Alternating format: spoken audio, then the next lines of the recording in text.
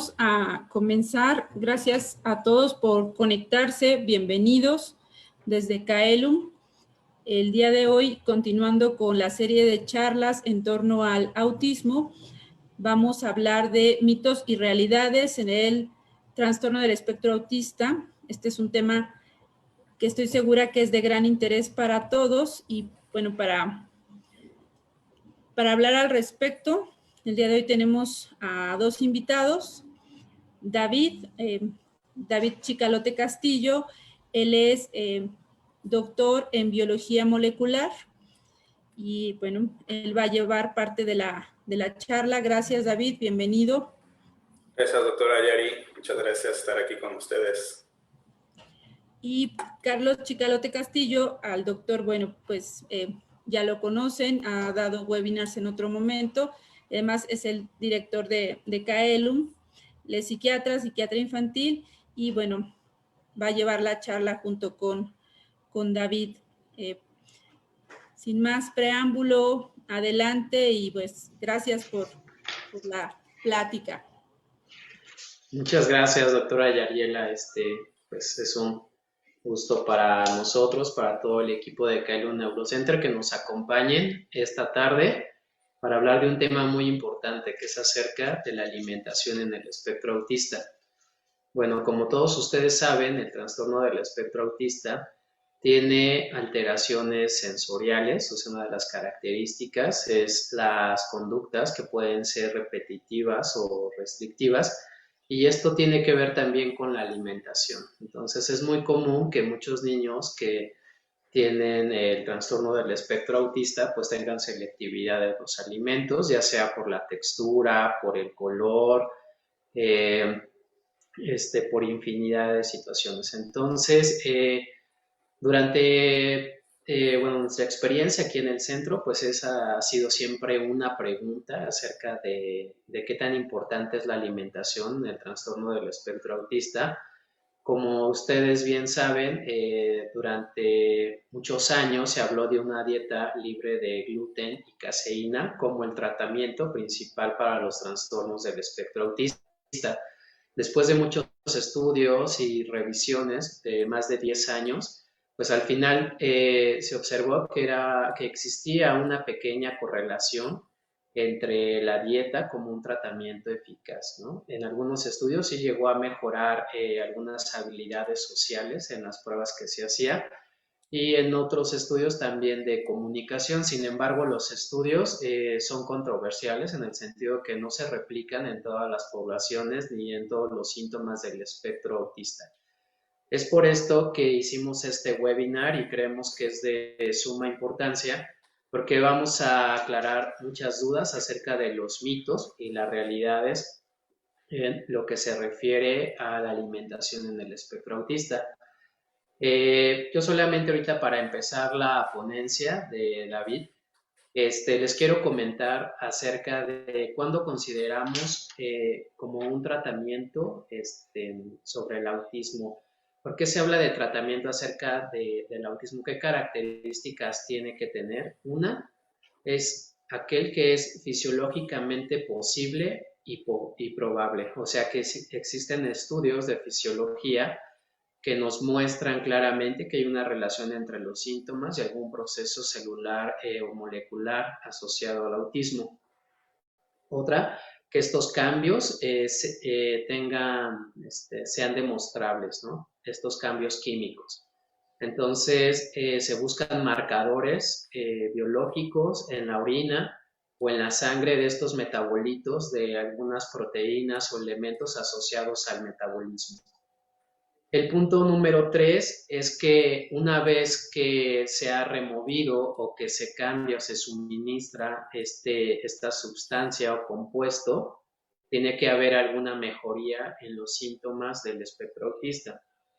Y la 4 es que exista una enfermedad o un modelo de enfermedad asociado al modelo que estamos proponiendo. Entonces tenemos que en el trastorno del espectro autista se ha hablado acerca de la dieta como un tratamiento asociado al autismo. Entonces, el día de hoy vamos a hablar acerca de estos mitos acerca de una revisión que hicimos, David y yo, acerca de los estudios de investigación, y David le va a dar como este peso científico acerca de los datos que investigamos. Entonces, quédense con nosotros y pues lo dejamos con David Chicalote. Adelante, David, muchas gracias. Gracias, doctor Carlos. Muy bien. Gracias a todos los que nos están viendo.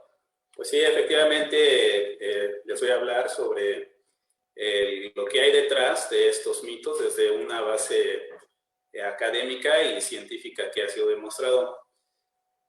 Por supuesto que existen diversos estudios donde se han tratado de demostrar si existe la relación entre la alimentación y si esta alimentación adecuada puede reducir las manifestaciones del espectro autista.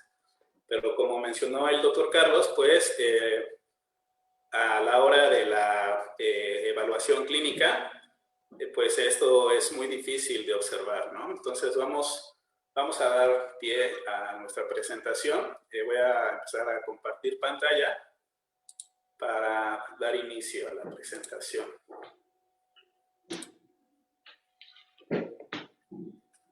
Ahí se...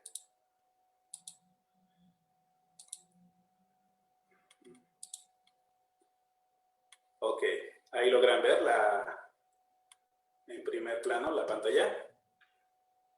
Se ve en configuración, se ve en presentación en las dos pantallas, todavía no completamente.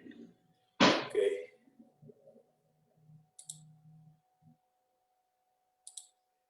¿Aquí qué tal? Ahí ya se ve bien, David. Perfecto, gracias. Bueno, pues este es el título que vamos a abordar. Y bueno, vamos con el primer mito, ¿no? Este tiene que ver si una dieta adecuada logra desaparecer las manifestaciones del autismo. Bueno, en la realidad, la alimentación forma parte de los componentes ambientales que se han asociado al autismo. Pero como el doctor Carlos ha mencionado en ocasiones anteriores, la alimentación, además de otros componentes como la calidad del sueño, la exposición a toxinas, la automedicación, la edad de los padres, el contexto en la convivencia con los padres, con los hermanos, todos estos conforman el componente ambiental. Sin embargo, sabemos que existe un componente genético en el cual, a través de biomarcadores que se han estudiado y relacionado con el autismo, estos pueden ser transmitidos de los padres hacia los hijos. Entonces, existe una proporción actual en la que el componente genético y el componente ambiental representan un 50-50.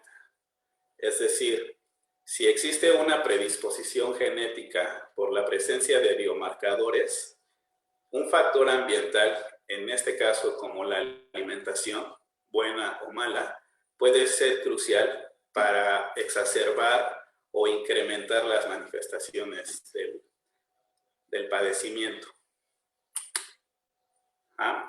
Por lo tanto, este hecho tiene que ver con un segundo mito. En el segundo mito dice que hacemos caso a una alimentación saludable cuando se trata de reducir los síntomas del espectro autista. Pues en la realidad, pues no solamente cuando se tiene una enfermedad, o en este caso particular del autismo, se debe considerar una alimentación saludable. Durante las diferentes etapas de la vida se van a requerir de diferentes nutrientes en diferentes proporciones para llevar a cabo un adecuado desarrollo y crecimiento. Por lo tanto, en el embarazo, la alimentación toma un papel muy crucial, porque nuestro cuerpo, junto con nosotros, conviven bacterias benéficas a las que se les conoce como microbiota. Esta microbiota son un conjunto de bacterias que tienen dos funciones muy importantes e interesantes. Una de ellas es que funcionan como defensa contra otros organismos infecciosos causantes de enfermedades. Y la otra es que le indican al cuerpo cuándo producir anticuerpos para defenderse de estos agentes extraños que causan las enfermedades. Ajá. Bueno, para mantener esta microbiota estable y funcional, se tiene que llevar a cabo una buena alimentación, porque la comida que nosotros ingerimos se transporta a través de nuestro cuerpo hasta llegar en el estómago, y son las bacterias las que primero tienen acceso a los alimentos que nosotros ingerimos. ¿Y por qué sucede de esa forma?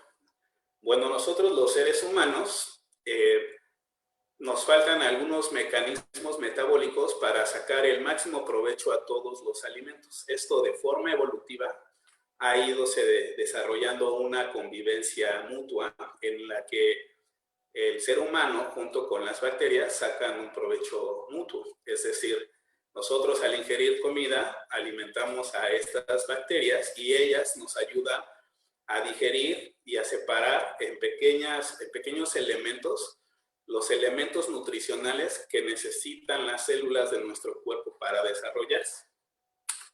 Ahora bien, si nosotros ingerimos una fuente energética inadecuada, es decir, llevamos una mala alimentación o inclusive bajo un consumo excesivo o frecuente de antibióticos que están diseñados precisamente para un amplio espectro de bacterias, o bajo condiciones de mucho estrés constante, pues lo que vamos a hacer, pues lo que estamos haciendo es que vamos a reducir la cantidad de bacterias benéficas y damos pie a que posiblemente cuando ingresen organismos extraños infecciosos sean en mayor número a nuestras bacterias benéficas. ¿Esto cómo se relaciona con los pacientes que llegan a presentar autismo? Bueno, pues la madre, al contener determinada cantidad de anticuerpos que preceden de una buena alimentación, estos son transferidos al hijo a través de la leche materna. Por lo tanto, la madre le va a conferir una protección a través de la leche materna por anticuerpos para que pueda defenderse de organismos extraños infecciosos. Por lo tanto, ahora se trata de no solo la alimentación de la madre, sino a la vez de lo que se está alimentando que pueda favorecer al niño. Esto trae como consecuencias que una escasa producción de anticuerpos genere en una persona la probabilidad de que sea fácilmente propenso a infecciones o malestares intestinales asociados a la presencia de organismos infecciosos en el estómago. Esto ha dado lugar a unos estudios en donde se ha visto que eventos de infección estomacal traen consigo problemas cognitivos como los que pueden ser en la memoria, llegan a reducir la memoria, el aprendizaje y también problemas en el comportamiento. Todo esto surge porque ahora se sabe que en el estómago, a través de la presencia de estas bacterias, hay una comunicación muy estrecha con el cerebro y los neurotransmisores que se encuentran en él. A esta vía de comunicación se le conoce como el eje intestino-cerebro. Voy a hacer una analogía simple y coloquial cuando dicen que la gente se enamora y es porque siente mariposas en el estómago, ¿no? Entonces, se trata de un sentimiento afectivo por otra persona que está mediado, en teoría, en el cerebro, pero tiene su efecto en el estómago. Esto sucede porque el estómago, en las células epiteliales, se encuentran receptores para los neurotransmisores que modulan nuestro estado de ánimo o nuestro comportamiento. Es por eso que ahora se sabe que hay una relación muy estrecha entre el estómago y el cerebro. Si en el estómago tenemos agentes infecciosos, pues esos pueden desestabilizar precisamente la comunicación entre los receptores y sus neurotransmisores con los del cerebro. Inclusive, pues suele pasar que una afectación gastrointestinal pues trae consigo malestar, se ve un cambio en el estado de ánimo, ¿no? Y si es de manera recurrente y constante, pues hasta las personas muestran una facción triste, ¿no? Entonces es por ahí que va en este sentido. Otro de los mitos que hemos escuchado es que esta microbiota, o como comúnmente se le llama, la flora intestinal, reitero, es un conjunto de bacterias que están en convivencia con el organismo. Se piensa, hay unos que dicen que se piensa que son los totalmente responsables de las características clínicas del espectro autista. Bueno, la realidad es que la alimentación está relacionada a las manifestaciones de este trastorno, porque uno de sus componentes son las conductas e intereses específicos en el comportamiento. Esto también se aplica al interés particular sobre un grupo de alimentos. Es decir, si los niños prefieren comer harinas procesadas o de una presentación muy atractiva como hamburguesas, hot dogs, papitas, etcétera, se está favoreciendo un grupo de alimentos. Sin en cambio, los minerales o componentes nutricionales que requerimos se van a encontrar en otro grupo alimenticio.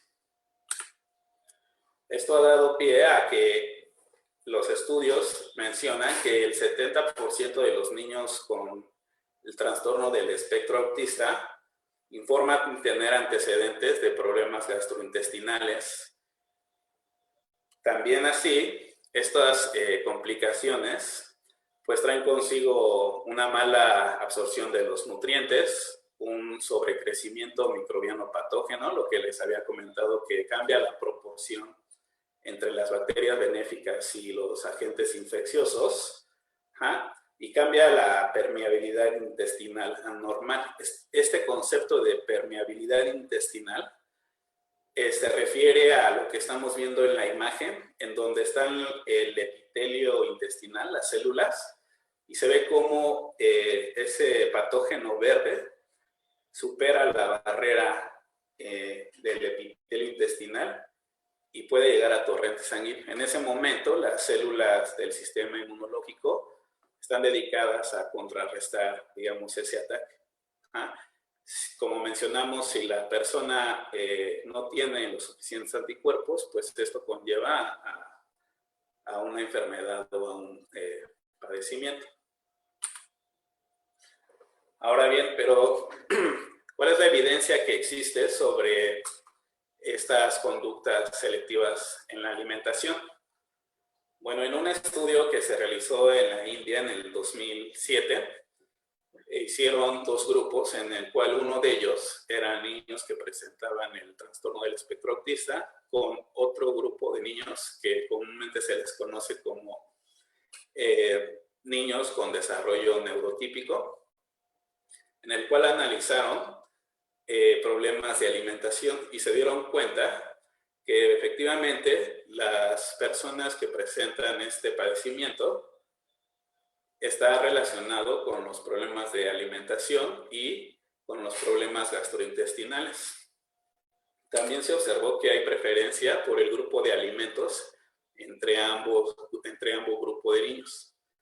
En este sentido, podemos hacer una aproximación sobre la preferencia del grupo de alimentos en los niños que presentan el autismo.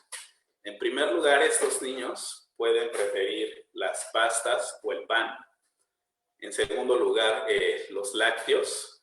siempre y cuando no sean intolerantes a la lactosa. En tercer lugar, encontramos que prefieren las proteínas en la forma más común, como la carne de res. Después puede ser pollo, o depende también el contexto cultural. Puede ser primero pollo o primero carne, y posteriormente el pescado también. Por ejemplo, en Asia la preferencia es pescado, ¿verdad? Y en los últimos grupos de preferencia se encontraron a los vegetales y a las frutas. Esto es muy importante porque estos dos últimos grupos son los que contienen todos los minerales y vitaminas de los cuales vamos a hablar más adelante, y se presentan en una forma como de suplementos alimenticios. ¿No? Esto da pie a pasar al siguiente mito, en el que se refiere sobre que una dieta gluten free, es decir, el gluten, este gluten es una proteína que contiene los cereales, el trigo, la avena, la cebada, etc. Y hay un padecimiento asociado que se presenta como intolerancia al gluten y ocasiona una inflamación en el estómago. Puede dañar el revestimiento intestinal, también se presenta como diarreas, y todo este cuadro sintomático se le llama como enfermedad celíaca. Bueno, anteriormente se creía que una dieta libre de gluten podía asociarse a un incremento en la mejoría de la interacción social de los niños con este padecimiento. Bueno, esto sucede así siempre y cuando la intolerancia al gluten sea un padecimiento adyacente al autismo. Es decir, que no es la intolerancia al gluten o restringir el gluten en la dieta no va a hacer que mejore las condiciones del niño, si no es que presenta esta intolerancia. Esta intolerancia al gluten, como otros compuestos, como la lactosa, también se presenta en las personas con antecedentes con predisposición genética. Por ejemplo, en la lactosa es un caso también muy común. No se requiere tener un padecimiento del neurodesarrollo para ser intolerante a la lactosa. A eso me refiero, ¿no? Son enfermedades que se pueden presentar de forma adyacente. Comúnmente mejor se puede hablar como una comorbilidad. ¿Ah? Ahora bien, en otro mito que hemos revisado, se habla sobre una dieta rica en aminoácidos reduce las manifestaciones del trastorno del espectro autista. Lo importante de más allá de los grupos alimenticios, es reconocer estos componentes que contienen los grupos alimenticios. Y sí, efectivamente, los aminoácidos, no es que recurramos a favorecer la presencia de aminoácidos por un grupo particular de alimentos. En general, casi todos los compuestos nutricionales están en los alimentos que consumimos de forma habitual, claro, considerando una dieta equilibrada. En el caso de los aminoácidos, se encuentran en todos los alimentos. Lo importante aquí es reconocer entre esenciales y no esenciales. Como vemos aquí, los no esenciales los produce el cuerpo, y entre estos se encuentran 3 que sí son aminoácidos que tienen una función de neurotransmisor en el padecimiento de autismo. Son la glutamina, el glutamato y el aspartato. Pero como los produce el cuerpo, esto quiere decir que no los vamos a obtener a través de la dieta. Por lo tanto, hablamos en este sentido de que hay una predisposición genética, es decir, ya hay una información genética en el cual la concentración de estos aminoácidos viene de una manera afectada. En este sentido, la alimentación aquí no podría aportarnos ningún apoyo para reducir los síntomas. Ahora bien, los aminoácidos esenciales, que son los que adquirimos a través de la dieta, estos sí podemos nosotros controlarlos y manipularlos. Pero entre estos 9, solo el triptofano es el que se ha demostrado está relacionado con algunos trastornos asociados al autismo. Una concentración menor de triptofano está asociada a un cuadro de depresión, ansiedad, trastornos obsesivo-compulsivo y trastornos alimenticios. Es decir, en donde podemos encontrar el aminoácido triptofano, en el cual sí podemos sacar, digamos, un provecho. En este sentido hablamos de una adición de triptofano puede reducir los trastornos alimenticios. Pues el triptofano se encuentra en la mayoría también de los alimentos, generalmente está en todos los tipos de carne, está en el huevo, en el queso, en los cacahuates y en algunas leguminosas. Otro mito que está asociado es el de eliminar la carne junto con los carbohidratos. Como ya mencionamos, los aminoácidos pues están presentes entre ambos grupos, entre el grupo de la carne, los lácteos y los cereales. Bueno, esto no significa que solo consumiendo este tipo de alimentos, en donde podemos encontrar el triptofano, podamos regular la actividad que tiene este neurotransmisor, ¿no? Sino que, como vimos antes, el trastorno del espectro autista está relacionado con muchos otros aminoácidos. Y esto interviene en una vía compleja que el doctor ha explicado en webinars anteriores. Por lo tanto, es una interacción compleja entre los aminoácidos, entre ellos mismos. El único que ahorita, como vimos, podemos sacar provecho y manipular es el triptofano. Ahora, otro de los mitos es que una dieta ausente de carbohidratos mejora el pronóstico médico en los pacientes con autismo. Pero, ¿cuáles son los carbohidratos? Aquí es muy interesante porque los carbohidratos son moléculas sencillas del azúcar. Son azúcares, se presentan en forma de azúcares, almidones y fibras. Esto quiere decir que prácticamente igual los encontramos en todos los alimentos. Están tanto en el pan, en las harinas, en las bebidas, en las frutas, en las verduras, ¿no? Es la presentación la que aquí va a ser interesante. Todo lo que tenga que ver con los grupos, los elementos o grupos alimenticios que estén procesados, van a alterar la composición y su composición química. Además, porque vienen de forma oculta con otros compuestos, su sabor no suele ser desagradable a pesar de que estén en grandes cantidades. Por ejemplo, en las bebidas se utiliza la fructuosa y la fructosa es un polímero de azúcar. No es lo mismo, por ejemplo, una azúcar sencilla como la miel a una fructosa como en el refresco. Pero no se nota esa concentración excesiva debido a que se enmascara por otros compuestos o por la misma temperatura. Un refresco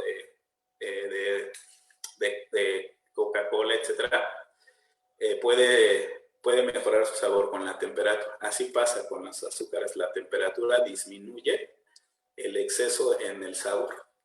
Bueno, la realidad es que para que nosotros podamos procesar bien estas harinas y estos azúcares, pues nos apoyamos de las bacterias benéficas de las que hablamos anteriormente. Estas bacterias nos van a apoyar para digerir y separar de moléculas complejas a moléculas simples todos los elementos nutricionales que contienen los alimentos. Y los vamos a obtener en forma de glucosa, que sirve para la energía, en ácidos grasos, para el funcionamiento gastrointestinal en esta relación intestino-cerebro. Los ácidos grasos, entre algunos sellos como los de tipo omega, omega 3, omega 6 y omega 9, la mercadotecnia habla sobre que deben ser muy indispensables porque están asociados al buen desarrollo del cerebro y la actividad neuronal. Ajá. Pero no solo eso. Ajá. Los ácidos grasos, estos que acabo de mencionar del grupo omega, funcionan también para el epitelio intestinal, recubren el epitelio intestinal. Ajá. Tienen una doble función. Y no es que exclusivamente los encontremos en las fórmulas lácteas o en productos específicamente diseñados para omegas, ¿no?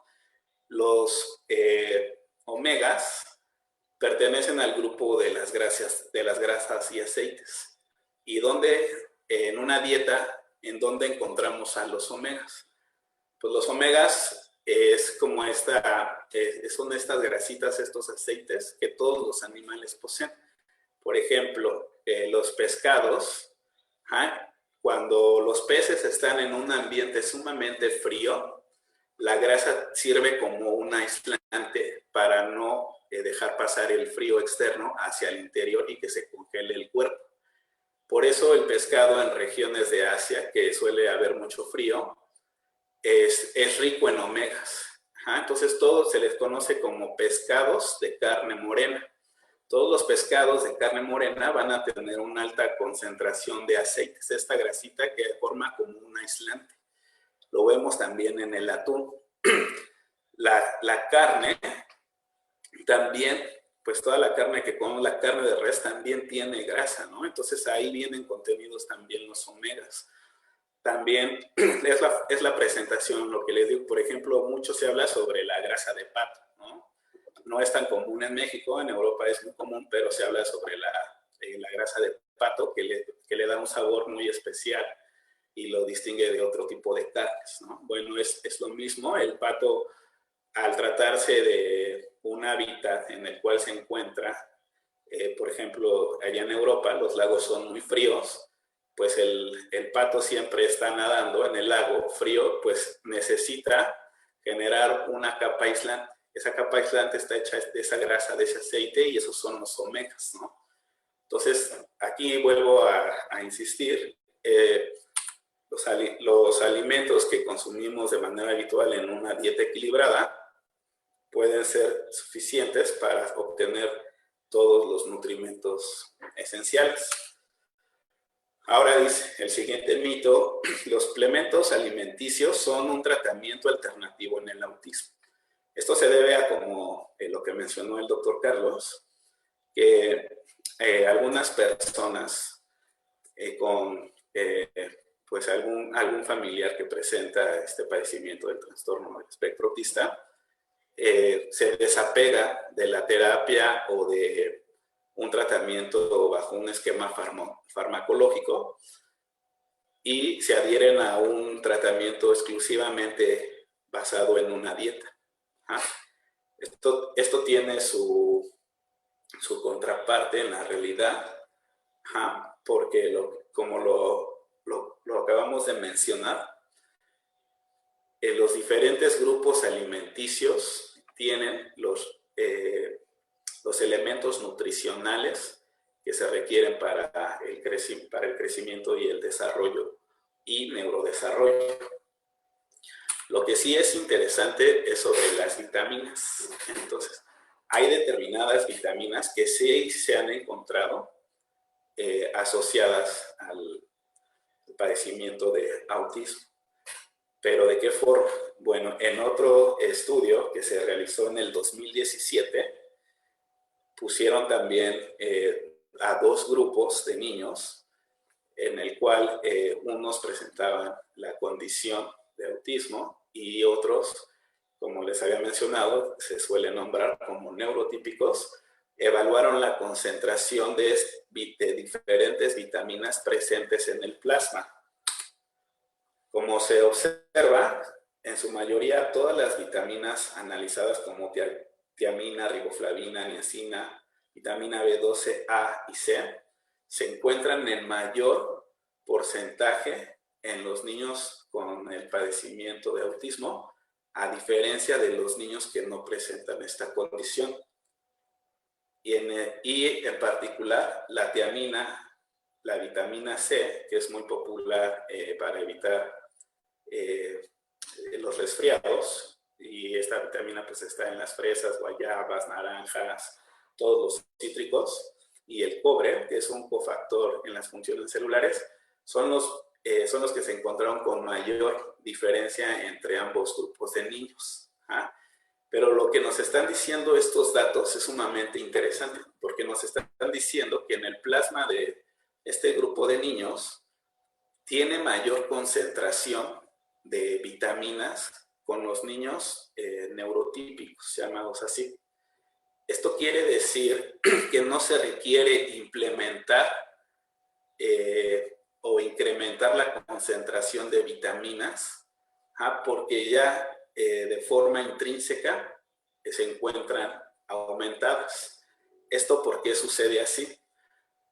Bueno, en otro estudio analizaron la cantidad, la concentración de la vitamina 6, de la vitamina B6, conocida como piridoxina, en la cual esta vitamina tiene una contribución directa en el desarrollo normal del cerebro y para mantener el sistema nervioso y el sistema inmune en las personas. Bueno, también se hizo un análisis entre ambos grupos de niños y encontraron efectivamente que también esta vitamina, la B6, se encontraba en cantidades superiores que en aquellos niños que no presentan el padecimiento. En proporción casi puede llegar a ser hasta cercano al doble, ¿no? De 55 en comparación a 36. ¿Esto por qué se debe? Porque es que tienen más vitaminas en el plasma.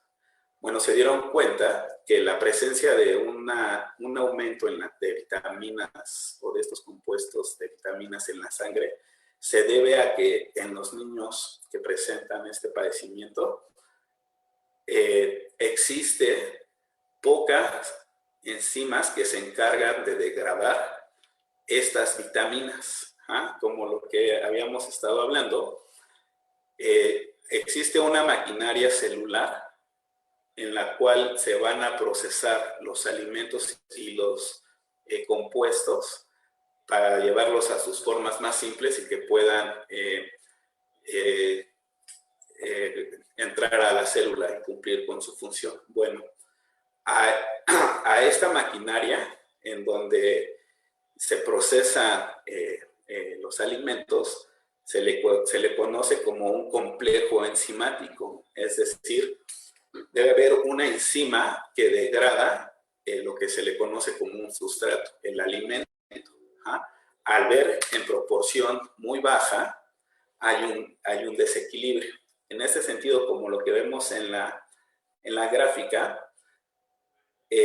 la E significa enzima y la S significa el sustrato o alimento.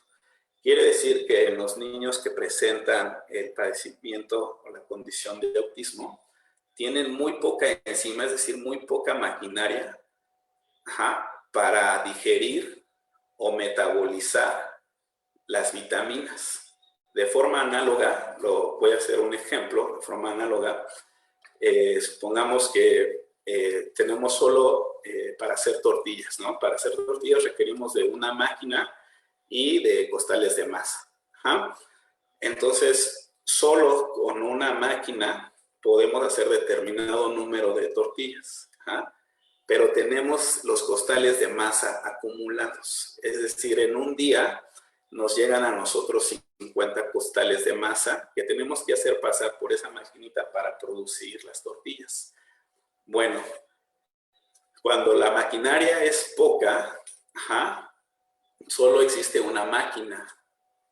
Esto sucede, digamos, como en en los niños con el trastorno del espectro autista. Es decir, hay muy poca maquinaria para mucho sustrato. Entonces, durante ese día, de los 50 costales de masa, solo se van a utilizar en ese día 4 costales y se van a acumular 46 costales. Al día siguiente van a llegar otros 50 costales, es decir, uno vuelve a comer, se alimenta, o en el caso de que se le aplique un suplemento basado en vitaminas, se va a acumular esa nueva concentración de vitaminas. Entonces, al día 2 se van a volver a utilizar 4 costales de masa que pasarán por la máquina para producir determinadas tortillas. Pero la acumulación de costales de masa ahora es el doble. Son 46 de un día y 46 del otro día.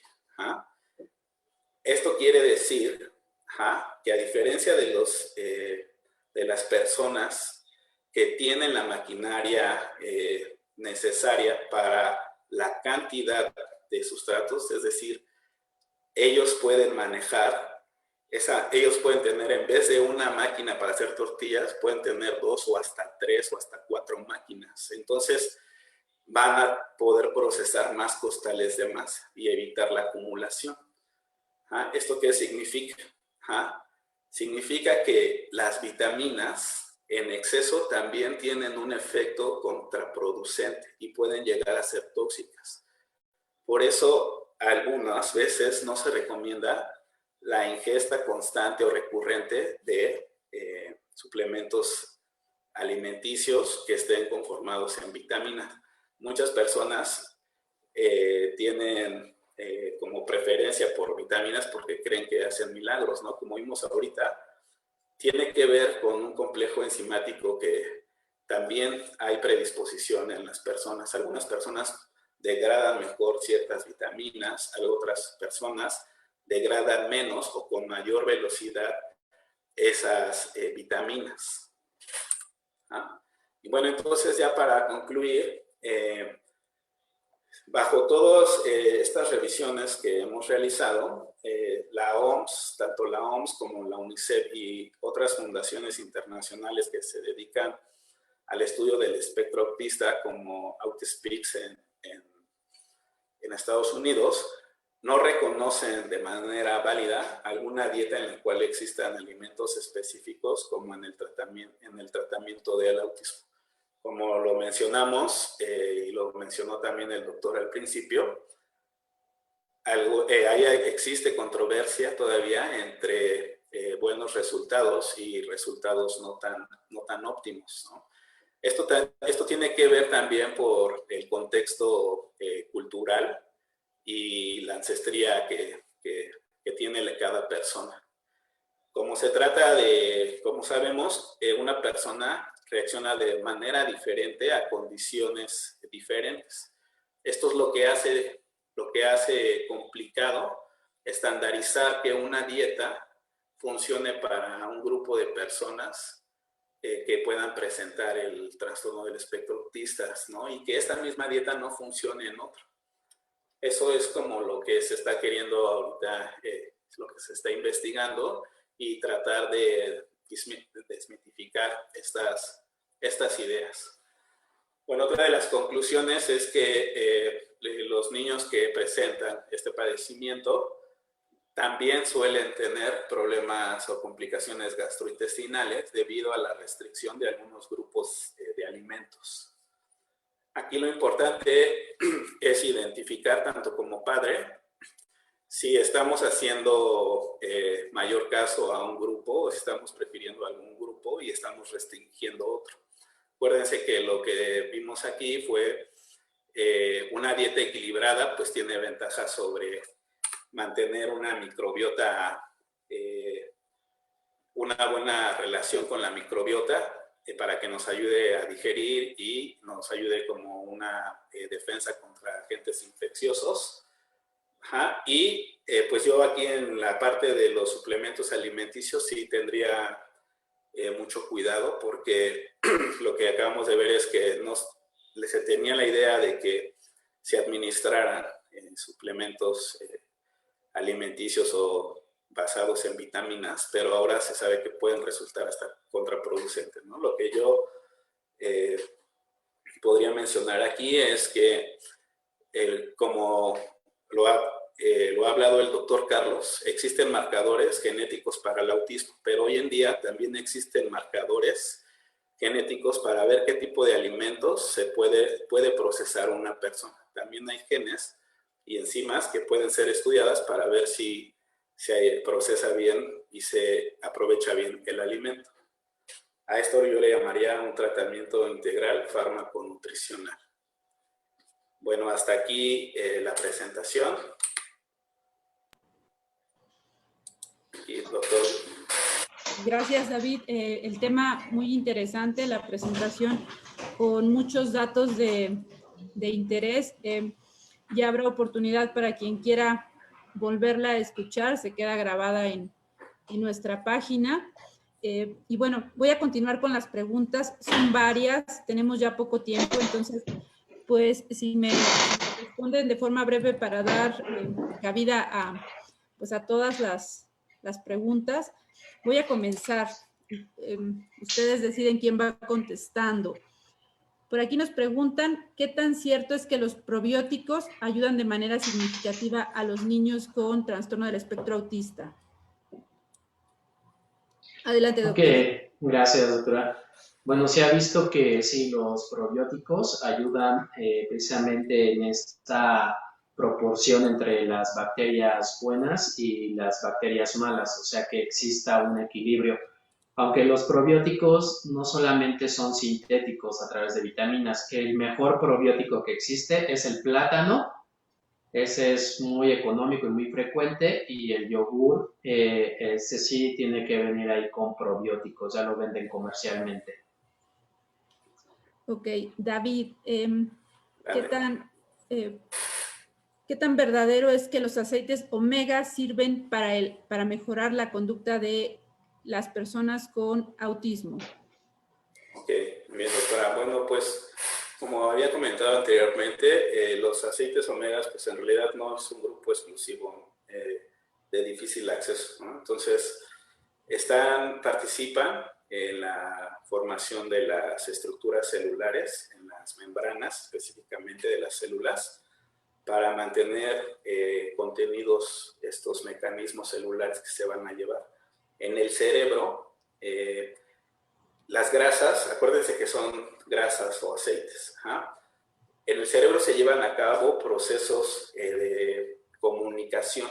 Estas corrientes, que son el potencial de acción o estas chispas eléctricas para que funcione el cerebro en los neurotransmisores, es una corriente eléctrica, pero lo voy a poner de esta forma. Cuando nosotros utilizamos un aparato que va enchufado a la pared, utilizamos los cables pelones y los enchufamos al tomacorriente, ¿no, verdad? Los cables vienen envueltos en un aislante. Eso es lo que hacen también los omegas. Que sirven como un aislante para que la corriente, es decir, las señales para que se lleve a cabo la comunicación, se lleve de buena manera. Al mantener eso en armonía, se está promoviendo el adecuado neurodesarrollo. Gracias, David. Doctor, ¿qué tan perjudicial es el consumo de dulces y comida chatarra en los niños con espectro autista? ¿Es mayor el efecto conductual que en los niños neurotípicos? Gracias por la pregunta.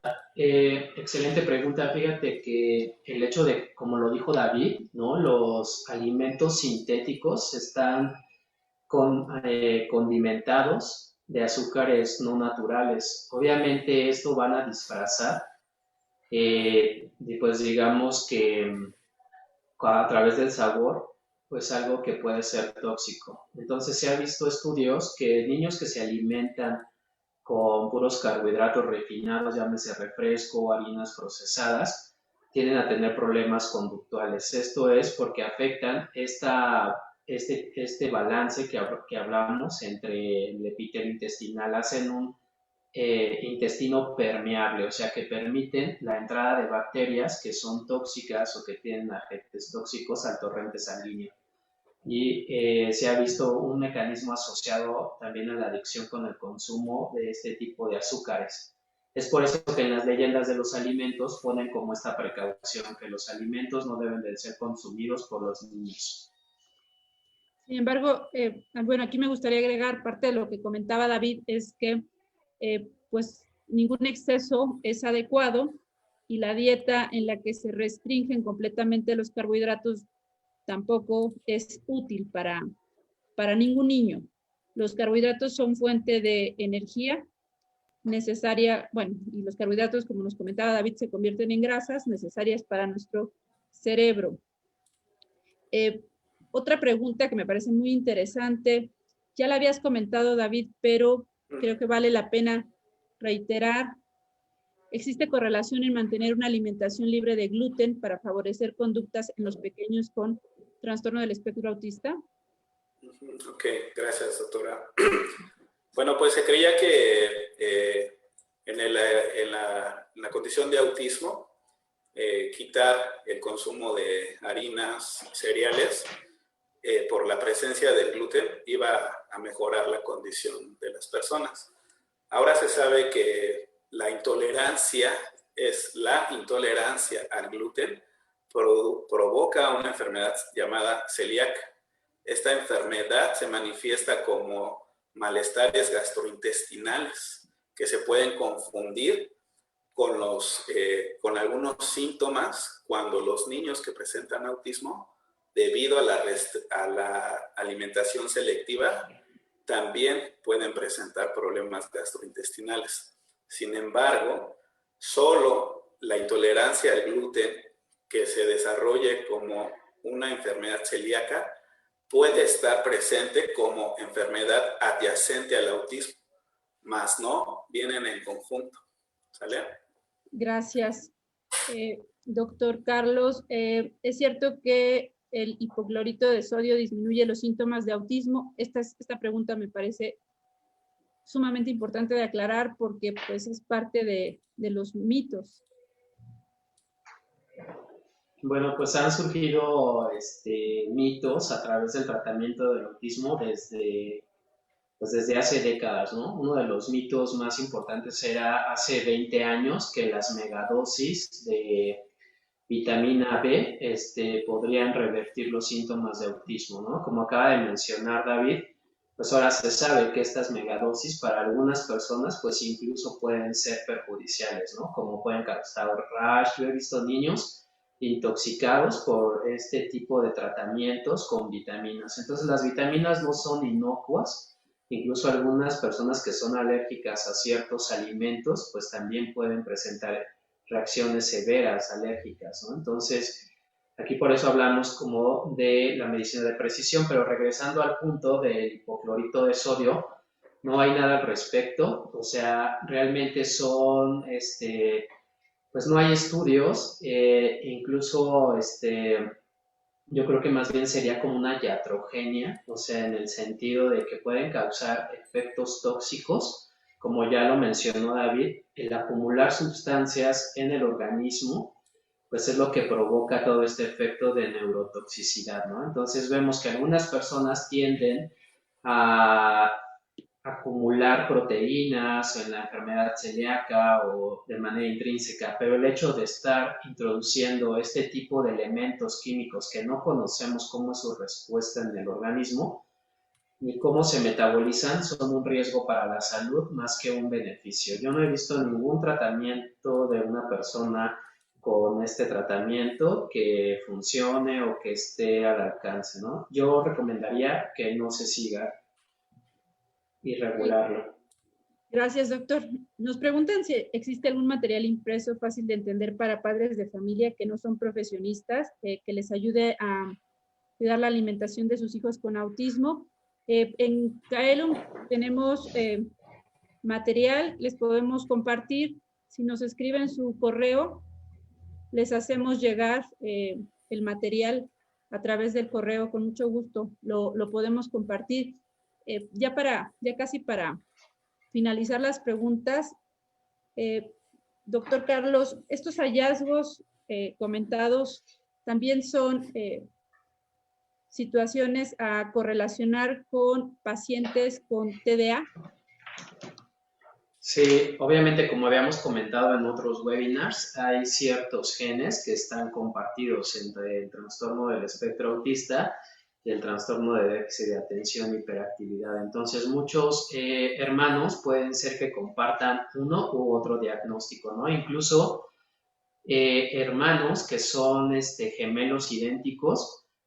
Uno de ellos tiene síntomas de autismo y el otro de trastorno de déficit de atención. Tienen la misma carga genética y tienen también la misma cuestión ambiental, ¿no? Entonces, hay una variación incluso entre esta parte de la genética, ¿no? Entonces, bueno, pues aún quedan muchos mecanismos por descubrir acerca de cómo es que los fenotipos se presentan o no en cada uno de los hermanos. Ya hemos hablado de la edad de los padres, del embarazo, de las condiciones del parto, de las condiciones del embarazo, de las condiciones de oxigenación durante el embarazo. Entonces, todos estos factores pues, son distintos en cada uno de los pacientes y juegan un papel importante, ¿no? Para el fenotipo de autismo o del trastorno de déficit de atención e hiperactividad.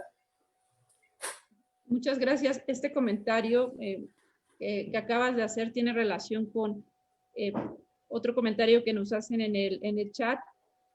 Nos comentan lo siguiente. Mi hijo con Asperger tuvo problemas digestivos al nacimiento, nunca llevó dieta y a los 12 años excelente digestión, sin problemas en aprendizaje ni conducta. Sin embargo, su hermano con TDA y espectro autista sí ha tenido problemas digestivos desde el nacimiento y pues actualmente con problemas de aprendizaje e impulsividad.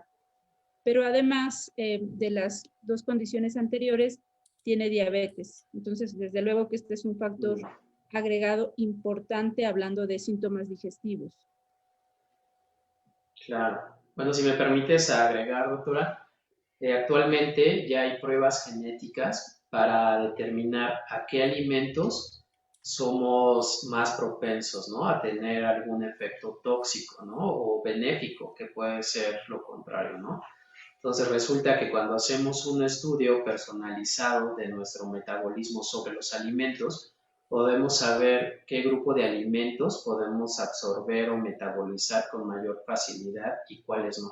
Entonces esto nos lleva a tener dietas pues ya más específicas o diseñadas de acuerdo al metabolismo de cada uno de nosotros. Entonces antes esto no era posible, actualmente con todos los avances en genética y neurodesarrollo pues lo podemos llevar a cabo. Muchas gracias. Se nos acabó el tiempo. David, un comentario final. Bueno, pues agradecerles a todos que nos acompañaron a la plática de hoy y pues yo lo que me uno a los comentarios del doctor Carlos sobre que, y los comentarios que he observado ahorita, una alimentación equilibrada, apegada a un tratamiento con terapia y esquema farmacológico, es de buen pronóstico, ¿no? Entonces yo creo que no nos vayamos solo por una sola opción. El tratamiento yo creo que debe ser de forma integral. Alimentación, terapia y medicación es mi recomendación, ¿no? Doctor Carlos, comentario Gracias. final. Sí, yo les diría que no quemen su pólvora en infiernitos, ¿no? ¿A qué me refiero con esto? Hay muchos tratamientos que las familias con autismo, a veces en todo este peregrinar del diagnóstico y el tratamiento, hay cierto tipo de estudios que mandan a hacer a Estados Unidos para determinar si tienen o no algún problema digestivo. Y resulta que estos estudios son muy costosos, la alimentación también es muy costosa, o sea, porque tienen que comer alimentos libres de gluten, de caseína, y luego estos alimentos tienen que comprarlos en tiendas especiales o en suplementos. Algunas personas, como comentó David, que tienen enfermedades muy específicas, me refiero al 1% en poblaciones europeas, menos del 1%, son enfermedades muy raras. En la población mexicana no se conoce cuál es la prevalencia, pero obviamente ese tipo de tratamientos pues hace que no tengan un tratamiento integral, ¿no? El tratamiento integral, como lo hemos mencionado, es el tratamiento conductual, el tratamiento farmacológico para la comorbilidad que pudiera estar asociada como trastornos del sueño, ansiedad, depresión, convulsiones, ¿no? Pero en sí el tratamiento multimodal es lo que mejor funciona hasta el momento. Gracias a todos por vernos y denle like a nuestros webinars. Vamos a seguir cada lunes a las 6 de la tarde presentando más información sobre autismo. Escriban sus comentarios y muchas gracias. Gracias a todos. Los esperamos el siguiente lunes. El tema es poblaciones con autismo de las que no se habla, mujeres, adultos y adultos mayores. No se lo pierdan, va a ser un gran webinar. Gracias, doctor Carlos. Gracias, David. Nos vemos la siguiente semana. Muchas gracias a todos por vernos. Hasta luego. Bye. Hasta luego. Bye. Gracias, David. Gracias.